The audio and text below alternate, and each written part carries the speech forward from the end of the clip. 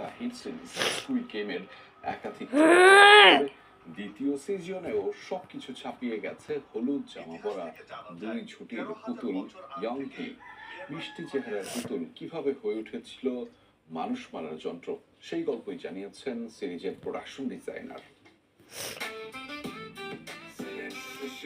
জেনেক্সে shift করো, লাইফকে live করো।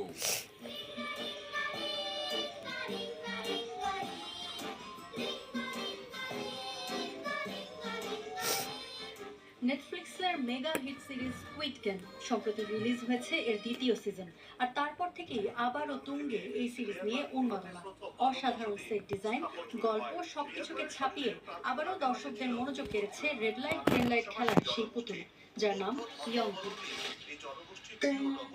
মিষ্টি দেখতে এই পুতুল কিভাবে এমন ভয়ঙ্কর হত্যাযন্ত্র হিসেবে ব্যবহারের চিন্তা মাথায় এলো তা নিয়ে কথা বলেছেন সিরিজটির প্রোডাকশন ডিজাইনার। জানান, পুরো সিরিজ জুড়েই অপ্রত্যাশিত সব চমক থাকবে দর্শকদের জন্য, আর সেই থিমের সাথে মিলিয়েই মাথায় আসে এই ভাবনা।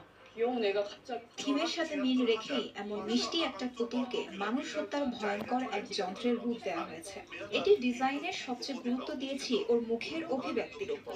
নাক, মুখ, গাল সবকিছুই খুব কিউট, কিন্তু চোখ আর হাসি বলে দেবে এটি সাধারণ কোনো পুতুল নয়, বরং একটি কিলার ডল। ইয়ংহি মূলত দক্ষিণ কোরিয়ার প্রাইমারি স্কুলের পাঠ্য বইয়ের একটি চরিত্র, তবে চেহারার আদল দিয়েছেন নিজের মেয়ের সাথে মিল রেখে।